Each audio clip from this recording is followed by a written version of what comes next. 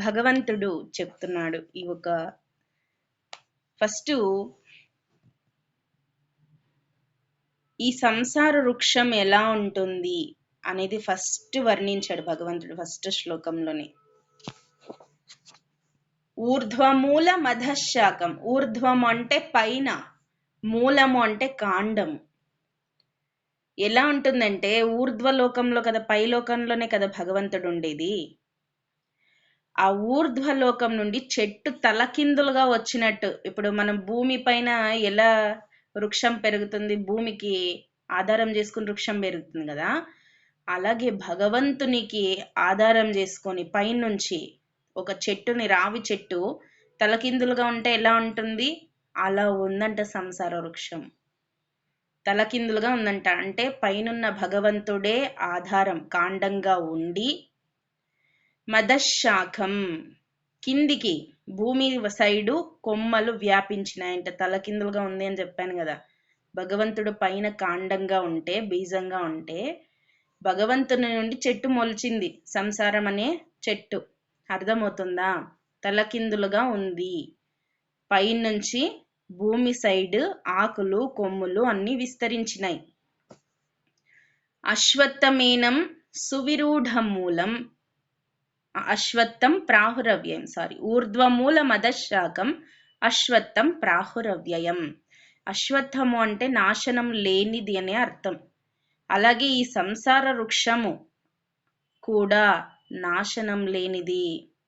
ఎలా అంటే పుడుతున్నాం చేస్తున్నాం, పుడుతున్నాం చేస్తున్నాం.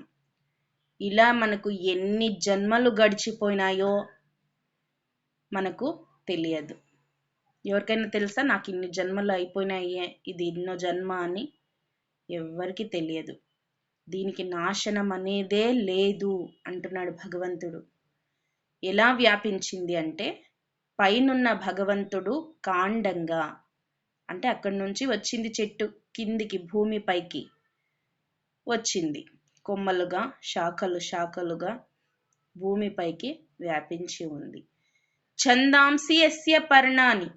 ఛందాంసి అంటే వేదాలు. వేదాలు ఆకులుగా ఉన్నాయి. ఈ చెట్టుకి వేదాలే ఆకులు. యస్తం వేదస వేదవిత్. దీన్ని తెలుసుకున్నవాడే వేదవేత్త. ఈ సంసార వృక్షం నుండి మనము బ్రతికి బయటపడాలి అంటే వేదాలే మనకు దారి చూపేవి. ఆ చెట్టు బ్రతకాలి అంటే ఆకుల్లోనే కదా ఉత్పత్తి అవుతుంది ఆహారం చెట్లకి. అలాగే మనం ఈ ఒక సంసార వృక్షం నుండి, సంసారంలో నుండి బయటపడాలి, బ్రతికి బయటపడాలి సంసార దీంట్లో నుండి అంటే వేదాలు చెప్పిన సారాన్ని గ్రహించి ఈ ఒక సంసార వృక్షం నుండి బయటపడాలి అంటున్నాడు భగవంతుడు. ఇదొక అశ్వత్థ వృక్షము.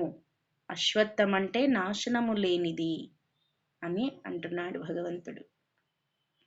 ఈ చెట్టుకి తలకిందులుగా కొమ్ములన్నీ కూడా వ్యాపించి ఉన్నవి. అంటే భగవంతుడు పైన ఉంటాడు, ఆయన్ని ఆధారం చేసుకొని చెట్టు భూమిపైకి ఇలా వచ్చిందంట, అశ్వత్థ వృక్షం. దాంట్లో చెట్టు తలకిందులుగా, కొమ్మలు కొమ్మలుగా, శాఖలు శాఖలుగా వ్యాపించి ఉందంట. ఈ ఒక వేదాలు ఆకులుగా ఉండి ఈ సంసార వృక్షం నుండి ఎలా బయటపడాలి, సంసారం నుండి, భవసాగరం నుండి ఎలా బయటపడాలని మనకు వేదాలు ఇది చేస్తున్నాయి, మార్గనిర్దేశం చేస్తున్నాయి అని భగవంతుడు చెప్తున్నాడు. ఇది తెలిసిన వాడే, ఈ జ్ఞానం తెలిసిన వాడే వేదవేత్త అంటున్నాడు. వేదాల్లో ఏం చేస్తాయి మనకు, ఎలా బ్రతకాలో, ఈ ఒక సంసారం నుండి ఎలా విముక్తి చేయాలో అన్నీ కూడా వేదాలే మనకు నేర్పుతాయి సంసారంలో. కాబట్టి వేదాలు అనేవి 3 విధాలుగా ఉంటాయి. దాంట్లో కర్మకాండము, ఉపాసన కాండము, జ్ఞానకాండము అని ఉంటుంది. కర్మకాండం అంటే ఏ యజ్ఞాలు చేయడం వల్ల, ఏ వ్రతాలు చేయడం వల్ల, ఏ పూజలు చేయడం వల్ల మనకు ఎలాంటి వ్రత ఫలితాలు దక్కుతాయి అని కర్మకాండము అని తెలుపు. వేదాల్లో 3 విధాలు మళ్ళీ కర్మకాండము, ఉపాసన కాండము, జ్ఞానకాండం అని 3 కాండాలు ఉంటాయి వేదాల్లో. ఈ కర్మకాండంలో వ్రతాలు, యజ్ఞాలు, వీటి ఫలితాలు ఉంటుంది. ఉపాసన కాండ అంటే ఏ దేవతను ఎలా ప్రత్యక్షం చేసుకోవాలి, మన ఇష్ట దేవతలు ఉంటారు కదా, వాళ్ళని ఎలా ప్రత్యక్షం చేసుకోవాలి, ఎలా ప్రసన్నం చేసుకోవాలి, ఎలా మంత్ర జపాలు చేయాలి, ఎలా యాగాలు చేయాలి, యజ్ఞాలు చేయాలని కూడా దాదాపు ఈ కర్మకాండలాగే ఇక్కడ కూడా ఉపాసన కాండలో కూడా ఉంటుందంట. ఇంకా మూడవది జ్ఞానకాండం. దీన్నే ఉపనిషత్తులు అని కూడా అంటారు. వేదాల సారమంతా ఉపనిషత్తుల్లో ఉంటుంది. వేదాలు ఏం చెప్తున్నాయో అంతా ఈ జ్ఞానకాండలో ఉంటుంది. ఇవన్నీ కూడా మునుల అనుభవాల నుంచి వచ్చినవే ఈ జ్ఞానకాండంలో ఉండేవి. మనం ఈ జ్ఞానకాండంలో ఉన్నటువంటి జ్ఞానాన్ని మనం అర్థం చేసుకుంటే మనకు వైరాగ్యం అనేది వచ్చి ఈ ఒక సంసార వృక్షాన్ని ఖండించే ఆయుధంగా ఆ వైరాగ్యాన్ని ఉపయోగించుకొని మనం ఈ సంసారం నుండి బయటపడచ్చు అంటున్నాడు భగవంతుడు. ఇంత మీనింగ్ ఉంది ఛందాంశస్య పర్ణాని అనే దాంట్లో. చాలా అసలు భగవద్గీత సారము మనకు కర్మకాండం, ఉపాసన కాండం అవసరం లేదు. మనకు అవంతా శాశ్వతంగా మనకు ఫలితం ఇవ్వవు. మనకి ఇచ్చేది ఏంటి అంటే జ్ఞానకాండమే, ఉపనిషత్తులే, వేదాల సారమే మనకి ఏదైనా ప్రతిఫలాన్ని ఇచ్చేది. ఎందుకంటే ఈ సంసారంలో ప్రతిసారి మునిగిపోయి పుట్టడం చావడం చేస్తూ ఉండాలి. ముక్తి పొందడం అంటే అంత ఈజీ కాదు. ఈ పాటికి మనకు కూడా ఎన్ని జన్మలు అయిపోయినాయో ఈ పాటికి, కానీ ఇంకా ముక్తి రాలేదు, రాదు తొందరగా. విముక్తి పొందాలి అంటే ఇప్పటి నుంచి సాధన చేయాలి. ఇప్పటి నుంచి సాధన చేస్తేనే మనకి అప్పుడు ముక్తి పొందడానికి ఏ స్థాయికి చేరుకోవాలో, ఎన్ని జన్మలు ఎత్తాలో ఇంకా ఈ జన్మలోనే అయిపోలే, ముందు జన్మలు కూడా ఉన్నాయి. మనం చేసుకున్న పుణ్యానికి పాపానికి అనుసరించి ఆ ఒక ఇవి ఉంటాయి ఫలితాలు. వేరే జన్మ ఏ జన్మ అనేది, మనుష్య జన్మన ఇంకా నీచ జన్మల్లో పుడతామా అనేది మనం చేసిన పాప పుణ్యాలను బట్టి నిర్దేశితమవుతాయి అక్కడ. కాబట్టి మనుష్య జన్మ అతి దుర్లభం, తొందరగా దొరకదు. అలాంటి దుర్లభమైనటువంటి ఈ మానవ జన్మలో మనము మనకి స్థాయికి మించి అయినా లేదా మన స్థాయికి తగ్గట్టు అయినా తగిన శ్రమని ఓర్చి మనం సాధన అనేది చేసుకోవాల్సి ఉంటుంది, ఆధ్యాత్మిక సాధనాది కూడా. అప్పుడే మనము ఈ ఒక జన్మల నుండి పదే పుట్టడం గిట్టడం, మళ్ళీ బాధలు అనిపించడం, పుట్టడము, బాధలు అనుభవించడము, మరణ బాధల్ని కూడా అనుభవించడం, పుట్టడము, మళ్ళీ ఇంకేవో కష్టాలు నష్టాలు అరిషడ్వర్గాలు అనుభవించడము, మళ్ళీ మరణ భయాలతో చావడం. ఇదే సరిపోతుంది. ఇంకా పుట్టడం, బాధలను అనుభవించడం, చావడం. ఎన్నాళ్ళు ఇలాగా? ఎన్ని ఏళ్ళు, ఎన్ని జన్మలు, ఎన్ని యుగాలు కదా. కాబట్టి ఇలా కాకుండా ఉండాలంటే మనం సంసారం వృక్షంలో ఉన్నటువంటి ఆకులు సహాయం తీసుకుని, ఆకులు మనల్ని పోషిస్తాయి కూడా. ఈ జీవులన్నిటిని పోషించేటివి ఏంటివి అంటే ఆకులే. జీవులంటే ఎవరు? కొమ్మలుగా శాఖలుగా ఉన్నాయి చూడండి చెట్లో, అశ్వత్థ వృక్షంలో, అవే జీవులు. వాటిని పోషించేది కొమ్మల్ని ఏవి అంటే ఆకులే. ఈ ఆకుల సహాయం తీసుకొని, అంటే వేదాల సహాయం తీసుకొని మనము వైరాగ్యం అనే ఒక ఆయుధాన్ని సిద్ధం చేసుకొని మనము ఈ ఒక సంసార వృక్షం అనే దాన్ని ఖండించి వేయాలి అంటున్నాడు భగవంతుడు. అధశ్చోర్ధ్వం ప్రసృతాస్తస్య శాఖాః. ఈ సంసార వృక్షమును త్రిగుణములు అనేది జలములు తడుపుచున్నాయి. త్రిగుణాలు ఇంక వచ్చినాయంటే ఇంక మన ప్రవర్తన ఎలా ఉంటుందో మీకు ఆల్రెడీ 14వ అధ్యాయంలో మనం తెలుసుకున్నాం.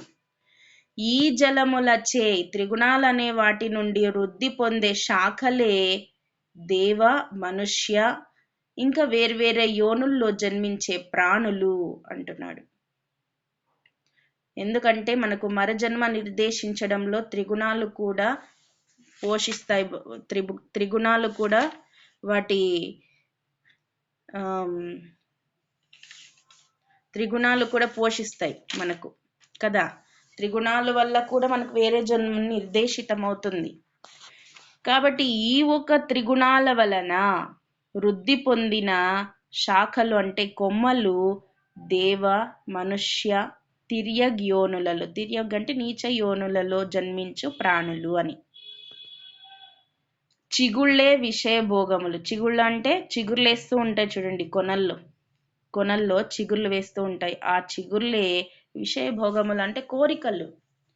కన్ను ఏది కావాలన్నా కావాలనుకునేది, చెవులు ఏది విన్నా అది కావాలనిపించేది, మంచిదైతే మనల్ని పోవడం అయితే కావాలనిపించేది. ఇలాంటివి వాసన స్మెల్ బాగా వస్తుంది అంటే కావాలనిపించేది, తినడానికి నాలుక ఏది అడిగితే అది తినే పెట్టేది. ఇలా ఈ విషయ భోగాలే చిగుళ్ళు అంటే చిగురిస్తూ ఉంటాయి, అవంతే వాటి పనే అది. ఈ శాఖలు చిగుళ్ళు సర్వత్రా వ్యాపించి, ఈ కొమ్మలు, కాండాలు, చిగుళ్ళు సర్వత్రా వ్యాపించి ఉన్నవి ఈ భూమిపైన.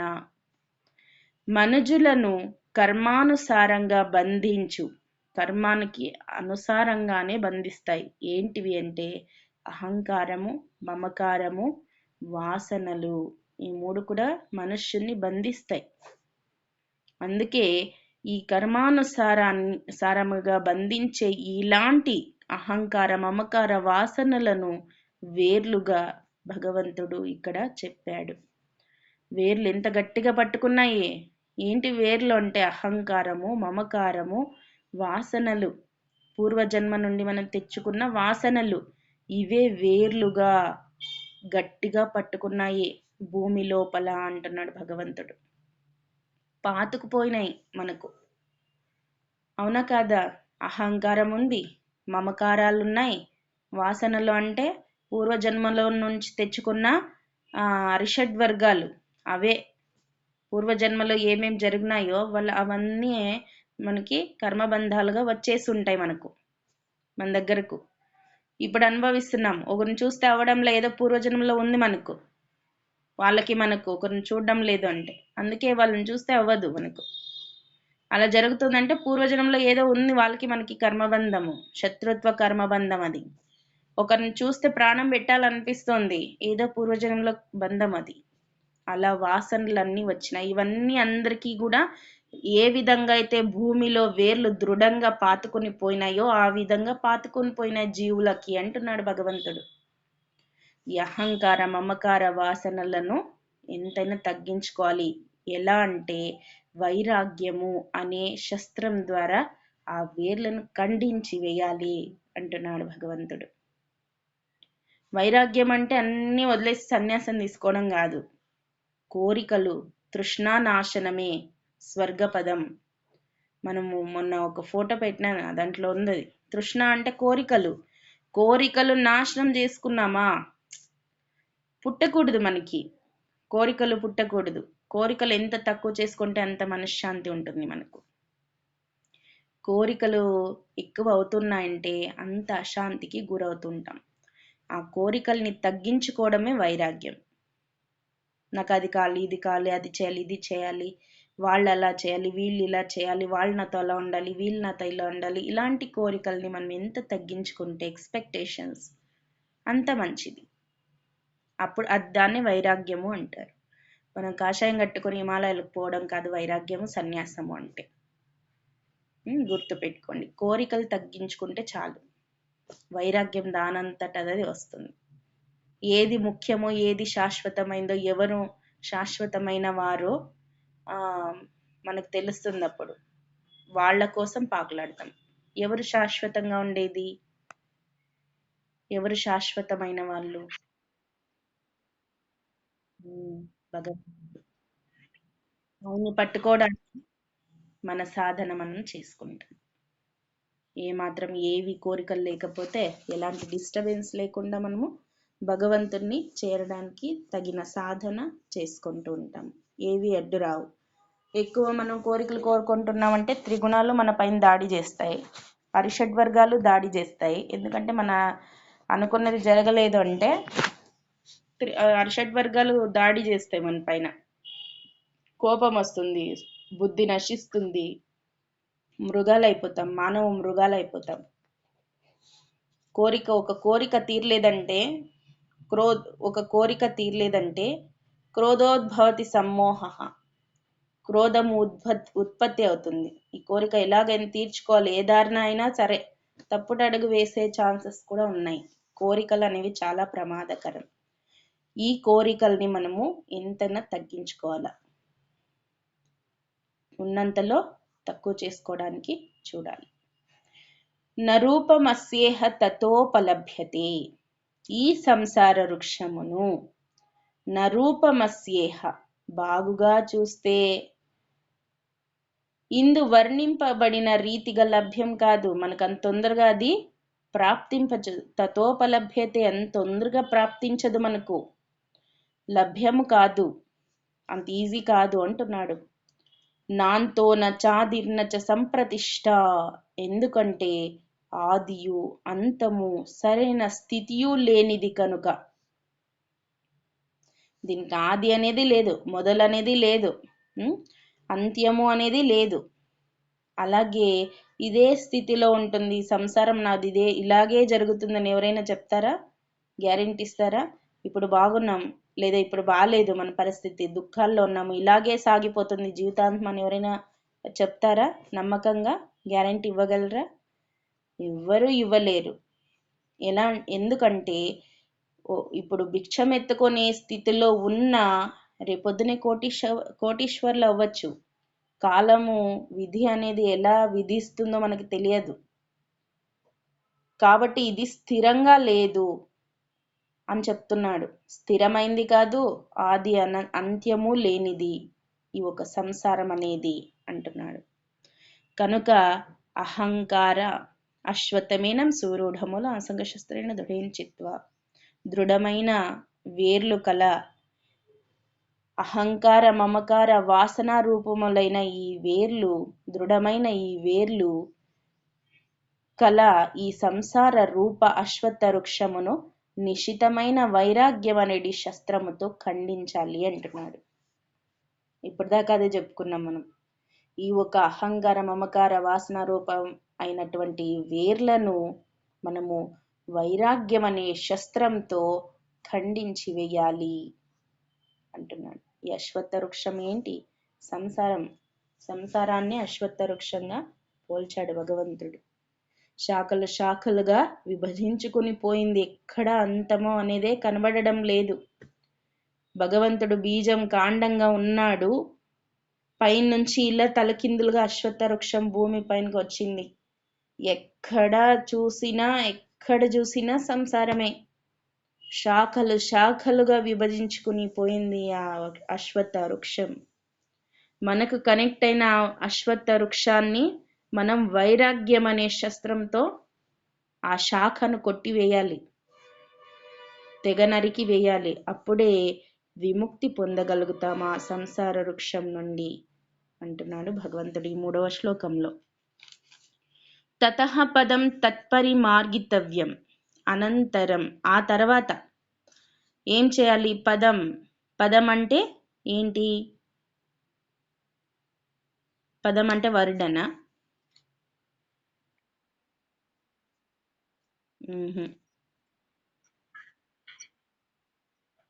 ఏంటి పదము అంటే ఇక్కడ? కాదు మాత, పదం అంటే మోక్షం, పరమపదము అని ఇక్కడ అర్థం ఈ శ్లోకంలో. పరమపదము అంటే మోక్షం, బ్రహ్మ నిర్యాణం, భగవంతునిలో చేరడం, సాయుజ్యం, సామీప్యం, ఇవి ఉన్నాయి కదా ముక్తుల్లో, 4 ముక్తులు, అవి మోక్షము అని పదము అంటే. తతః పదం తత్పరిమార్గితవ్యం, మనము పరమపదానికి చేరిన పురుషులు ఈ జగత్తుకి తిరిగిరారు అంటున్నాడు భగవంతుడే. యస్మిన్ గతాన నివర్తంతి భూయః, అనంతరము ఈ పరమపద రూపుడైన పరమేశ్వరుణ్ణి సర్వతోముఖముగా అన్వేషించవలెను. వైరాగ్యమనే శస్త్రంతో సంసారమనే అశ్వత్థ వృక్షాన్ని తెగ నరికిన తర్వాత పరమపద రూపుడు, మనకి పరమపదాన్ని మోక్షాన్ని ప్రసాదించే పరమేశ్వరుణ్ణి సర్వతోముఖముగా ఎల్లప్పుడూ ఎప్పుడు సర్వము భగవంతుణ్ణి అన్వేషించాలి అంటున్నాడు భగవంతుడు. మొదట మనం చేయాల్సింది ఏంటి అంటే వైరాగ్యంతో ఆ ఒక సంసార వృక్షాన్ని, అంటే సంసారం ఎప్పుడూ ఉండేదిలే అని పక్కన పెట్టేసి, దాన్ని ఖండించి వేసి పక్కన పెట్టేసి పరమేశ్వరుణ్ణి అన్వేషించాలంట. వెదకాలి అంటే సాధన చేసుకోవాలి, వేదాలు చదవాలి, వాటిని ఆచరణలో పెట్టాలి, వాటిని మనము తెలుసుకోవాలి. ఏం చేస్తే భగవంతునికి దగ్గరగా అవుతాం, ఎలా ఉంటే భగవంతునికి దగ్గరగా అవుతాము, కర్మయోగమా, భక్తి యోగమా, జ్ఞాన యోగాన్ని అవలంబించాలా, ఆయా యోగాల్ని అనుభవించి మనకి ఏది కరెక్ట్ ఈజీగా ఉందో దాన్ని అనుభవించి అనుకరించి దాన్ని మనము అనుసరించి కర్మయోగాన్ని కానీ, భక్తి యోగాన్ని కానీ, ధ్యాన యోగం కావచ్చు, అలాగే జ్ఞానయోగం, ఈ 4 యోగాల్ని తీసుకుని ఏదో ఒక దారిన మనము భగవంతుని పొందవచ్చు. అలా అన్వేషించాలి. ధ్యానయోగం ద్వారా అయినా భగవంతుని చూడగలగాలి, కర్మయోగం ద్వారా అయినా భగవంతుని అన్వేషించాలి, అంటే తెలుసుకోవడం, అన్వేషించడం అంటే. భక్తి యోగం ద్వారా అయినా తెలుసుకోవడానికి ప్రయత్నం చేయాలి, లేదా జ్ఞానయోగం ద్వారా అయినా ప్రయత్నం చేయాలి అన్వేషించడానికి, భగవంతుని కనుగొనడానికి అంటున్నాడు. ఆ పరమ పదాన్ని చేరిన పురుషులు ఇక ఈ జగత్తుకు తిరిగి రారు. ఎవరైతే కాండంలో ఉన్న భగవంతుని చేరుకుంటారో ఇంకా వాళ్ళు సంసార వృక్షంలో రావాల్సిన అవసరం లేదు, జగత్తునకి రారు అంటున్నాడు. తమేవ చాద్యం పురుషం ప్రపద్యే యతః ప్రవృత్తి ప్రసృతా పురాణి. అట్టి పరమేశ్వరుని నుండియే ఈ పురాతన సంసార వృక్ష పరంపర విస్తరించి ఉన్నది. మనం ఎక్కడి నుంచి వచ్చినామో అక్కడికే చేరాలి అనేవారు సత్యసాయిబాబా వారు. మనం ఎక్కడి నుంచి వచ్చినాము, కాండం ఎక్కడి నుంచి మొదలైంది అంటే భగవంతుని నుండినే మొదలైంది. మనం తిరిగి ఎక్కడికి వెళ్ళాలి, అలా కాండంతో జారి జారి కొమ్మలుగా శాఖలుగా వచ్చి ఊడలుగా వేర్లుగా భూమిలో పాతకపోవడం కాదు. మనం చేరాల్సింది ఎక్కడ, మళ్ళీ ఈ సంసార వృక్షాన్ని తెగనరికి భగవంతుణ్ణి చేరాలి. పైన ఉన్నాడు కదా కాండంగా, ఆయన్ని చేరాలి. అలా భగవంతుణ్ణి చేరి ఈ సంసార వృక్ష పరంపర విస్తరించినది, ఆయన నుంచి సంసార వృక్షం విస్తరించి ఉంది.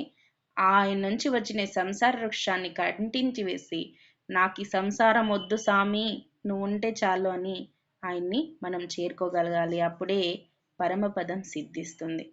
పరమపదం, పరమపదం పదవి అని, పరమ పదవి, పదం అంటే మోక్షం. పరమ పదవి ఏది అంటే మోక్షమే, దానికి మించిన పదవి ఇంకొకటి లేదు. అలా భగవంతుని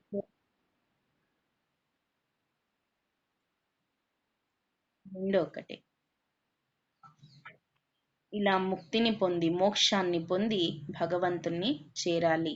ఈ సంసార వృక్ష పరంపర ఎక్కడి నుంచి విస్తరించింది అంటే భగవంతుని నుండినే విస్తరించింది. అట్టి ఆది పురుషుడైన నారాయణుని శరణు పొంది దృఢ నిశ్చయంతో ఆ పరమేశ్వరుని మనన నిధిధ్యాసాదులు చేయవలెను. ఎంత బాగుంది చూడండి.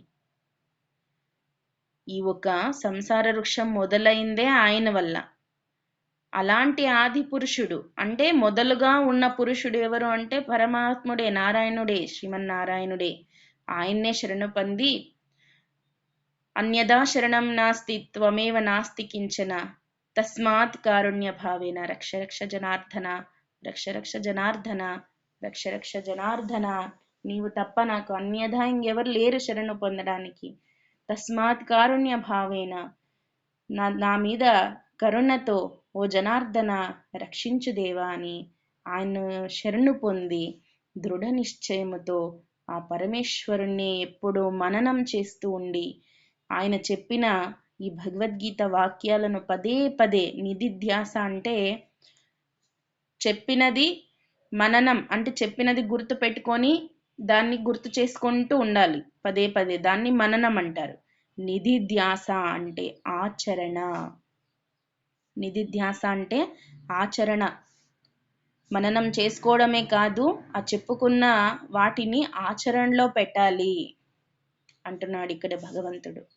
భగవంతున్నే శరణు పొంది, నీవు తప్ప నాకు ఇంకా ఎవరు లేరు స్వామి శరణు పొందడానికి, కాబట్టి నాతో కారుణ్య భావం, నా పైన కారుణ్యంతో నన్ను రక్షించు అని పెద్దలు చెప్పినటువంటి ఒక 4 మాటలు కావచ్చు, లేదా భగవంతున్నే కావచ్చు, ఆయన చెప్పిన 4 మాటలు కావచ్చు, పదే పదే మననం చేసుకొని భగవంతుడు ఏ విధంగా అయితే నడుచుకోమని చెప్పాడో ఆ విధంగా ఆచరణలో పెడుతూ పోవాలి అని ఈ శ్లోకంలో చెప్పుకుంటూ వస్తున్నాడు భగవంతుడు. ఎంతవరకు